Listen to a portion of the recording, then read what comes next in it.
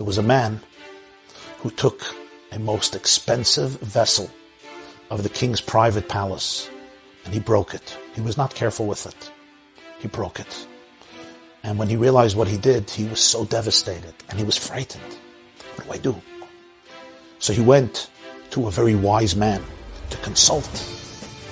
And the wise man looked at him and said, you got to run away as far as possible. You're going to be a fugitive for the rest of your life. You don't want the king catching up to you after you have committed such a crime.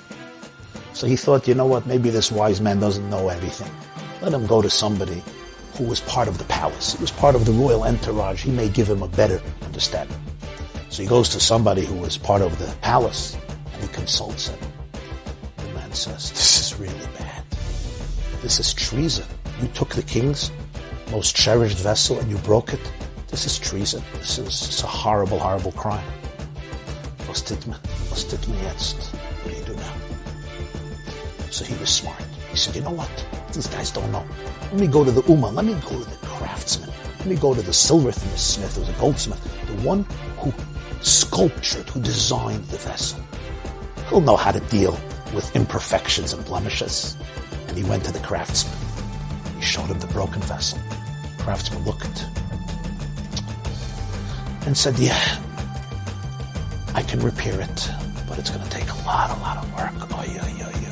Is this going to be a headache? And you know what? I have to tell you, even after all the repairs, it's never going to be the same. It's never going to be the same. So the wise man had only words of doom. The close consultant and friend of the king had only words of doom. The craftsman wasn't very hopeful either. So the man said, there's only one person I could discuss this with, the king himself. And he goes into the king's sanctuary and he shows him the broken vessel. And the king lovingly looks at him and says, my dear child, I want to tell you a little secret. This is exactly how I like it. In fact, this is how I use it. In my innermost chamber, I use broken vessels, not complete vessels.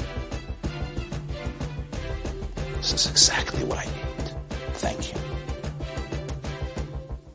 Says the Maharal, wisdom said, evil will pursue you. Prophecy said, you must die. Torah said, bring a carbon. And Hashem said, the moment you use your darkness, your mistakes, to become close to me, it's all forgiven. Because it's the broken vessels that I cherish most. It's the broken vessels that I actually use in my own private chamber.